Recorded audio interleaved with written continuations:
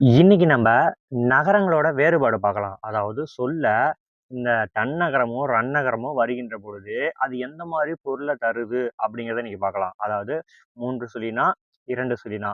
இது வந்து ஒரு சொல்ல வருகின்ற பொழுது, அந்த சொல்லானது என்ன மாதிரி பொருள உணர்த்துது அப்படிங்கிறத பத்தி பார்க்கலாம். இந்த பொருள நீங்க தெரிஞ்சுக்கிறது மூலியமாக, நீங்க நகரங்கள் ஏற்படுகின்ற பிழைகள உங்களால நெறையவே தவிர்க்க முடியும். சரிங்களா? இதுக்கு எங்க 2 சொல்லி நான் வரணும்? எங்க 3 சொல்லி நான் வரும்? அதாவது தன்னகரம், ரன்னகரம் எங்க வரணும்? அப்படிங்கிற அந்த பொருள் தெரியல அப்படின்னு வச்சுக்கோங்களேன், நீங்க எழுதும்போது அந்த சொற்களோட வாக்கியமே மாறும். நீங்க என்ன பொருள உணர்த்துமோ, அந்த பொருள உணர்த்தாமலே வேற ஒரு பொருள உணர்த்துற மாதிரி உருவாகும். அந்த நம்ம என்ன சொல்லணுமோ, அந்த எழுத்து வடிவில அத சரியா சொல்லணும் அப்படின்னு வச்சுக்கோங்களேன், அதுக்கு அந்த சொல்லோட பொருள் நமக்கு தெரிந்திருக்க வேண்டியது ரொம்ப ரொம்ப முக்கியமான ஒண்ணு. இப்ப அந்த பொருள் என்னென்ன ஓகேங்களா? எங்க 3 சுழி னா வந்தா என்ன மாரி பொருள தருது? 2 சுழி னா வந்தா எந்த மாரி பொருள தருது? அப்படிங்கிறத பார்க்கலாம். ஓகேங்களா? இப்போ ஆண், ஆண். அதாவது 2 சுழி இன் போட்ட ஆணும், 3 சுழி இன் போட்ட ஆணும். இது வந்துச்சு அப்புட்ன்னா, இது எந்த மாதிரி பொருள தருது அப்படின்னு வச்சுக்கோங்களேன். இப்ப ஆண், அதாவது 2 சுழி ரன்னகரம் சொல்லக்கூடிய இந்த ஆண் வந்துச்சு அப்படின்னா, அது வந்து பசுவ குறிக்கும். ஓகேங்களா? நம்ம பசுமாடு சொல்றோம் இல்லைங்களா? அந்த பசுமாட்டை குறிக்கக்கூடியது. அதே 3 சுழி இன் போட்டு ஓகேங்களா? தன்னகரம் போட்டோம் அப்புட்ன்னா, அது என்ன ஆண்னா, ஆண் பிள்ளை, ஆண் பால் சொல்றோம் இல்லைங்களா? அப்ப ஒரு ஆணை, ஒரு மனிதனை குறிக்கக்கூடியது. அப்ப பாருங்க, எந்த மாரி ஒரு பொருள உணர்த்துது பாருங்க. 2 சுழி இன் அதாவது ரன்னகரம் போடுகின்ற பொழுது, அது வந்து ஒரு விலங்க குறிக்குது. அதாவது பசுமாடு, அஃறிணைய குறிக்குது இல்லைங்களா? நீங்க 3 சுழி இன் போடும்போது உயர்திணையில வரக்கூடிய மனிதன், ஆண் ஆண் மனிதனை குறிக்குது இல்லைங்களா? அப்ப நீங்க எழுதும்போது ஒரு ஒரு ஆண சொல்லணும் அப்டின்னு வச்சுக்கோங்களேன். ஒரு பையன சொல்லணும் அப்டின்னா, அ உயர்திணையில ஒருத்தன சொல்லும்போது, அங்க நீங்க 3 சுழி இன் போடுறதுக்கு பதிலாக 2 சுழி இன் ரன்னகரம் போட்டோம் அப்டின்னு வச்சுக்கோங்களேன். அது என்ன மாரி பொருள உணர்த்துது? நீங்க அவன ஆண் பிள்ளைன்னு சொல்லல. அவன வந்து ஒரு பசுமாடுன்னு சொல்லி ஒரு விலங்கினத்த வந்து அவன விலங்கு போல நம்ம தோற்றம் அளிக்கிறோம் இல்லைங்களா? அப்ப நீங்க இந்த பொருள் உணர்ந்தது மூலமாக இந்த நகர உற்று உங்களுக்கு இந்த பிழைகள் தவிர்க்க முடியுதா? அப்ப 2 சுழி இன் போட்டு ஆண் வருகின்ற பொழுது, அது வந்து பசுமாட்டை குறிக்குது. அதே 3 சுழி இன் போடுகின்ற பொழுது, அது ஆண் பிள்ளை. ஓகேங்களா? ஆண் பாலை குறிக்குது. இப்ப உங்களுக்கு புரிஞ்சுச்சா? அன்னம், அன்னம். இதை எப்படி சொல்லலாம்? 2 சுழி இன் போடுகின்ற அன்னம் வந்து, சோறு நம்ம சாப்பிடக்கூடிய உணவு இருக்கு இல்லைங்களா? சோறு, அரிசி, அப்படி இல்லைன்னா பறவை. ஓகேங்களா? அன்ன பறவைன்னு சொல்றோம் இல்லைங்களா? அந்த பறவையை குறிக்கக்கூடியது. அதே 3 சுழியின் தன்னகரம் போடுகின்ற பொழுது, அந்த அன்னம் எந்த மாரி பொருள உணர்த்துது அப்புட்ன்னா, மேல்வாய் ஓகேங்களா? நம்ம சொற்கள உச்சரிக்கும்போது, அந்த மேல் அன்ன பகுதின்னு சொல்றோம் இல்லைங்களா? அப்ப உள்நாக்கு இருக்கு இல்லைங்களா? அது மேலண்ண பகுதி. அந்த மேல்வாய் ஓகேங்களா? அந்த பிள்ளையினோட உள்ள இருக்கக்கூடிய மேல்வாய். அந்த அன்னத்த குறிக்கக்கூடியது. உங்களுக்கு புரியுது இல்லைங்களா? அப்ப அ 2 சுழி இன் போடுகின்ற பொழுது, அது வந்து சோறு, அரிசி, இல்ல பறவைய குறிக்கக்கூடியது. அதுவே 3 சுழி இன் போடுகின்ற பொழுது, அந்த அன்னமானது எதனை குறிக்கிறது? மேலென்ன வாய் ஓகேங்களா? வாயோட மேல் பகுதி. அதாவது வாயில மேல இருக்கக்கூடிய அந்த கூரையான பகுதி இருக்கு இல்லைங்களா? அந்த பகுதிய குறிக்கக்கூடியது. அதாவது உள்நாக்கு இருக்கக்கூடிய அந்த பகுதிய குறிக்கக்கூடியது தான் அன்னம். சரிங்களா? புரியுதுங்களா உங்களுக்கு? மேல் வாய். அப்ப அன்னம் அப்டின்னா என்னது? பறவை. அப்படி இல்லைன்னா அரிசி, சோறு. நம்ம சாப்பிடுறீங்களா உணவு, அதுக்கு வந்து இதுதான் போடணும். 3 சுழி இன் போட்டீங்க அப்டின்னா, அது வந்து என்னது வாய் பகுதிய குறிக்கும். சரிங்களா? அன்ன வழியாக தான் நம்ம என்னது அன்னத்த உண்ணணும். சரிங்களா? அப்ப 3 சுழி இன் போடும்போது மேல் வாய குறிக்கும். அதுவே 2 சுழி இன் வருகின்ற பொழுது, அது வந்து என்னது ஒரு பறவை, அப்படி இல்லைன்னா நம்ம சாப்பிடக்கூடிய சோறு இருக்கு இல்லைங்களா? சோறு, அரிசிய குறிக்கக்கூடியது. ஆனை, ஆணை. இது எப்படி பொருள் உணர்த்துது பாருங்க. ஆணை 2 சுழி நா வருகின்ற பொழுது, அது வந்து விலங்க குறிக்கிறது. நம்ம சொல்றோம்ல யானை. அந்த ஆணைய குறிக்கக்கூடியது இல்லைங்களா? அதுவே நீங்க 3 சுழி நா வருகின்ற பொழுது, அந்த ஆணையானது கட்டளை. அதாவது நீதிபதி ஆணையிட்டார். ஒரு கட்டளை இட்டார். ஓகேங்களா? அந்த மாதிரி அந்த ஒரு ஆணை. ஓகேங்களா? ஆணை பிறப்பித்தல் சொல்றோம் இல்லைங்களா? அப்ப இந்த ஒரு கட்டளை ஓகேங்களா? ஒரு சொல்ல வந்து நீ செய்டா அப்படின்னு சொல்லி உங்களுக்கு ஆர்டர் போடுறது. சரிங்களா? அப்ப நீங்க வந்து விலங்க சொல்லும்போது 2 சுழி நா தான். அந்த நை தான் போடணும். அத விட்டு நீங்க 3 சுழி நை போட்டீங்க அப்டின்னா, அது விலங்கை குறிக்காது. ஓகேங்களா? ஒருத்தன கட்டளையிடுற ஒரு ஆர்டர் போடுற மாதிரி வந்துரும். சரிங்களா? அப்ப நீதிபதி ஆணையிட்டாருங்கும்போது, நீதிபதி ஆணையிட்டார். அங்க வந்து நீங்க 2 சொல்லி அந்த நை போடுகின்ற பொழுது, அப்படி அங்க என்ன வரும்? நீதிபதி வந்து ஒரு யானைய வந்து இட்டுட்டாரு. அதாவது விலங்க வந்து இட்டுட்டாருங்க மாரி ஒரு பொருள் உணர்த்தும். அப்ப அந்த பொருள் வேறுபாடு உணர்ந்து நீங்க செயல்பட வேண்டும். சரிங்களா? அப்ப ஆணை, ரன்னகரம் 2 சுழி நை வருகின்ற பொழுது, அது வந்து யானை என்ற ஒரு விலங்கை குறிக்குது. அதே 3 சுழி நை டன்னகரம் வருகின்ற பொழுது, அது வந்து கட்டளை அப்படிங்கிற ஒரு பொருள உணர்த்துது. கண்ணன், கண்ணன். இது எந்த மாரி பொருள உணர்த்துது பாருங்க. கண்ணன், கண்ணன் அப்படிங்கும்போது என்னது? 2 சுழி இன். அதாவது ரன்னகரம் வருகின்ற பொழுது, அது வந்து கர்ணனை குறிக்குது. நல்லா பாருங்க. 2 சுழி இன் வருகின்ற பொழுது, அந்த நகரமானது கர்ணனை குறிக்குது. அதுவே நீங்க 3 சுழி இன் கண்ணன், தன்னகரம் போடுகின்ற பொழுது, அது வந்து கிருஷ்ணர். ஓகேங்களா? நம்ம திருமால் சொல்ல வர்றீங்களா? அவரை குறிக்குது. அவர தான் கண்ணன்னு சொல்லுவோம் இல்லைங்களா?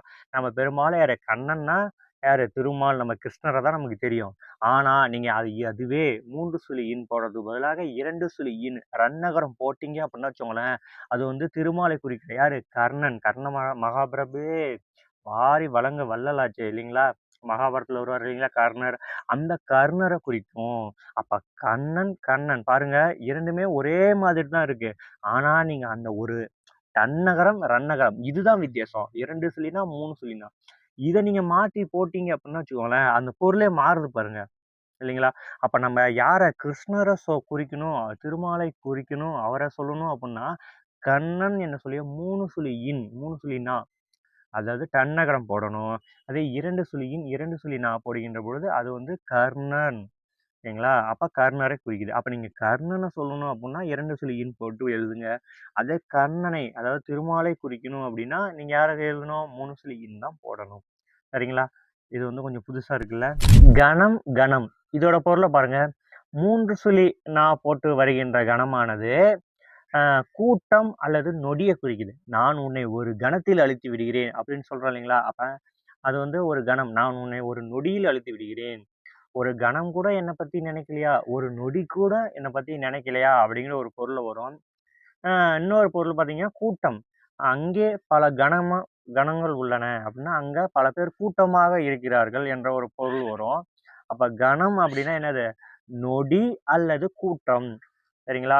அதுவே 2 சுழினா வருகின்ற கணமானது என்ன குறிக்கும் அப்படின்னா வச்சுக்கோங்களேன், நம்ம அந்த வெயிட் சொல்றோம் இல்லைங்களா?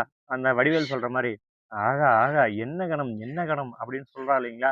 அப்ப அந்த கணத்த குறிக்கணும் அப்படின்னா, 2 சுழி நான் போடணும். இன்னொன்னு நம்ம அந்த கணிதத்துல அளக்கும்போது பார்த்தீங்க அப்படின்னா, கனசதுரம். "ஏய் இது எவ்வளோ கன சதுர அடிடா?" அப்படின்னு கேட்குறீங்களா? அப்ப அங்க வந்து இந்த 2 சுழி நான் போடணும்.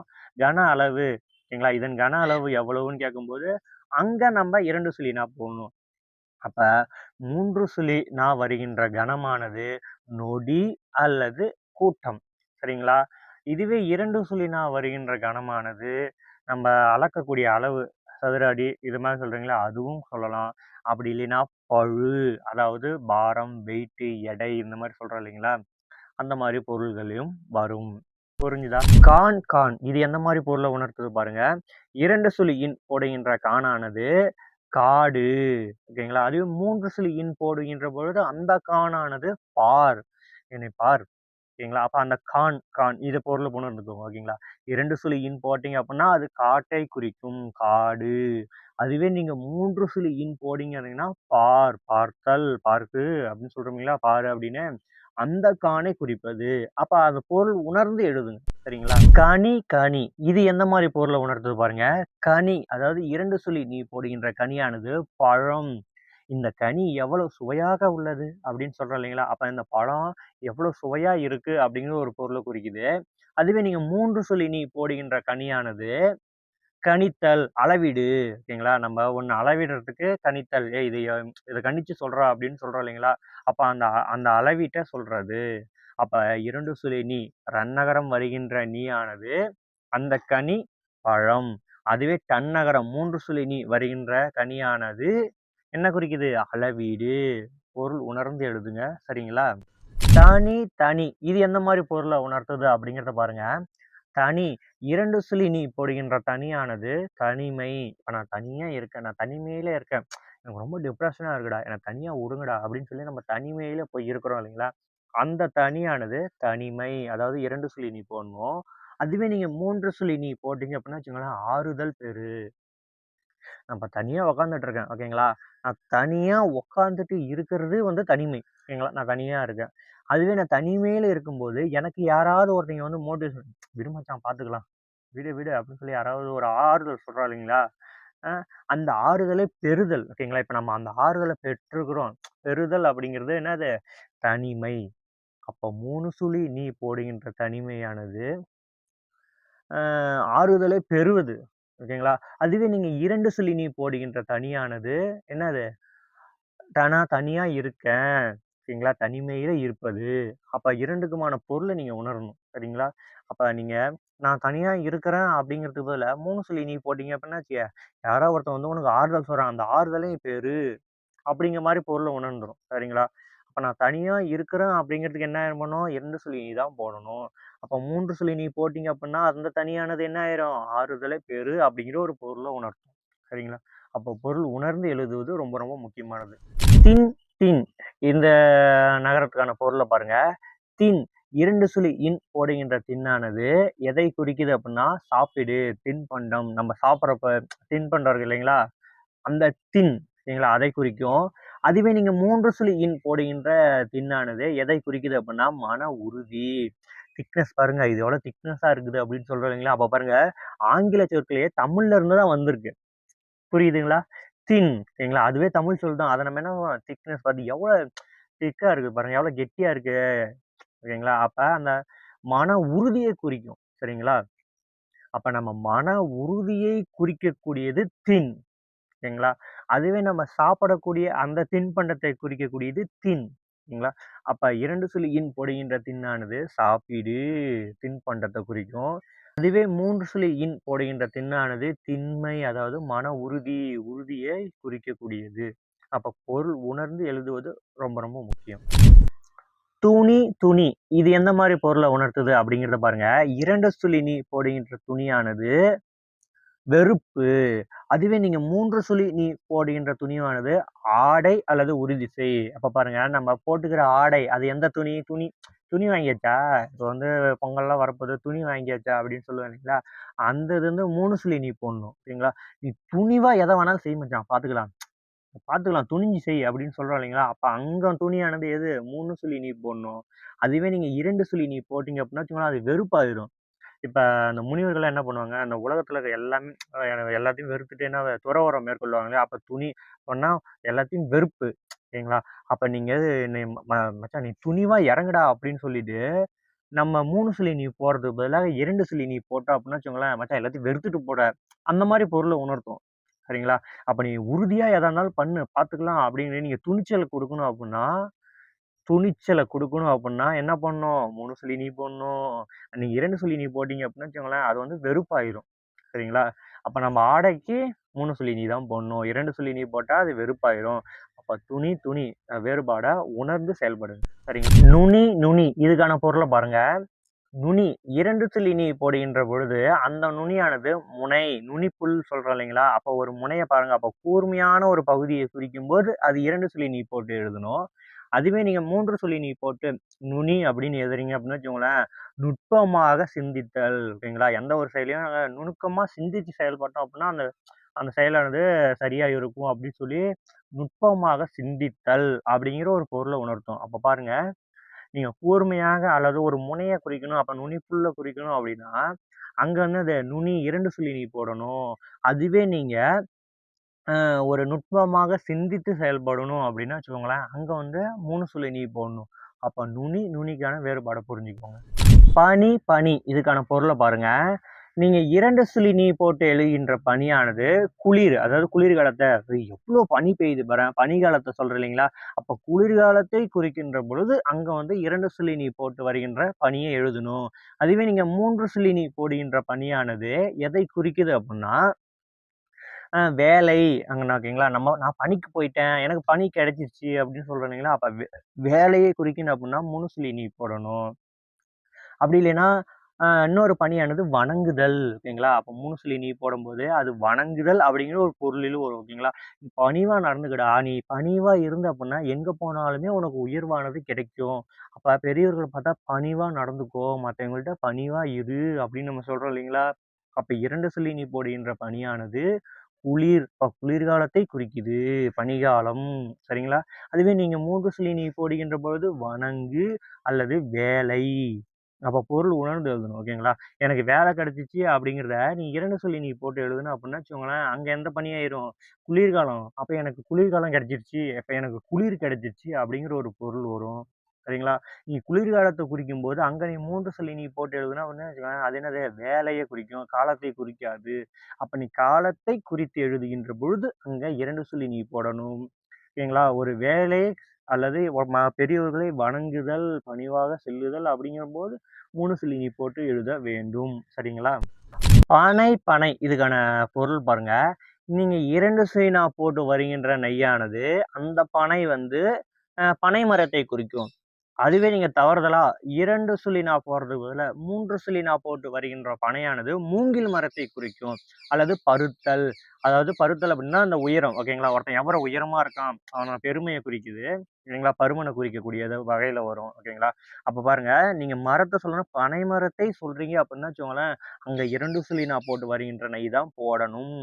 தவறுதலா 3 சுழி நா போட்டா என்னது? மூங்கில் ஆயிடும். அப்ப நீங்க மூங்கிலை குறிக்கும்போது சரிங்களா? மூங்கிலை குறிக்கும்போது, அங்க வந்து 3 சொல்லி நா தான் போடணும். ஓகேங்களா? அங்க நீங்க 2 சொல்லி நா போட்டீங்க அப்படின்னா, மூங்கில குறிக்காது. எத குறிக்கும்? பனை மரத்தை குறிக்கும்.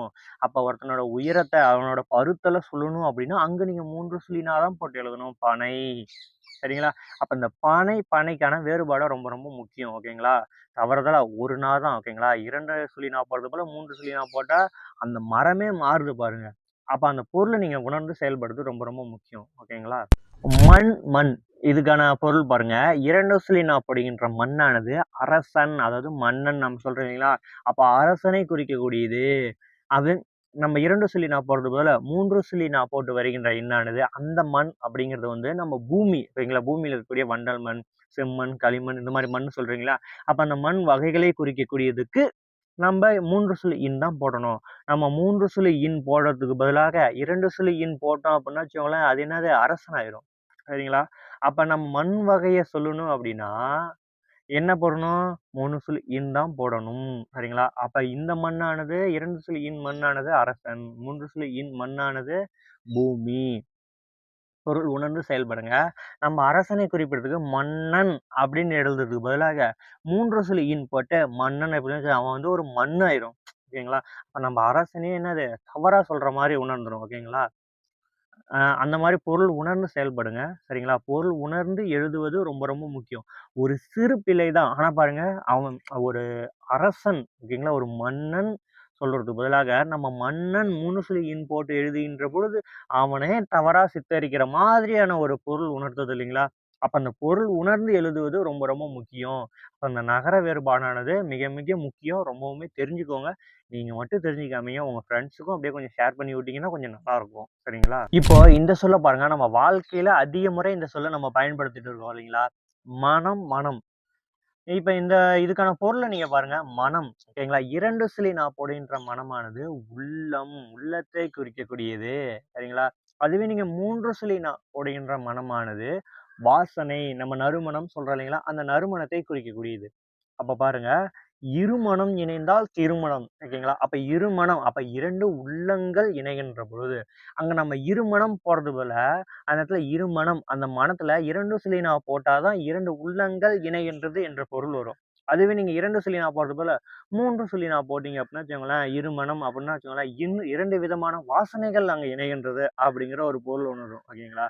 அப்ப அந்த பொருள் உணர்ந்து செயல்படுவது ரொம்ப ரொம்ப முக்கியம். அப்ப இருமனம் இணைந்தால் திருமணம் என்ற நம்ம வாக்கியம் எழுதும்போது, இரு மனம் ஒரு 2 சுழி நா போடணும்.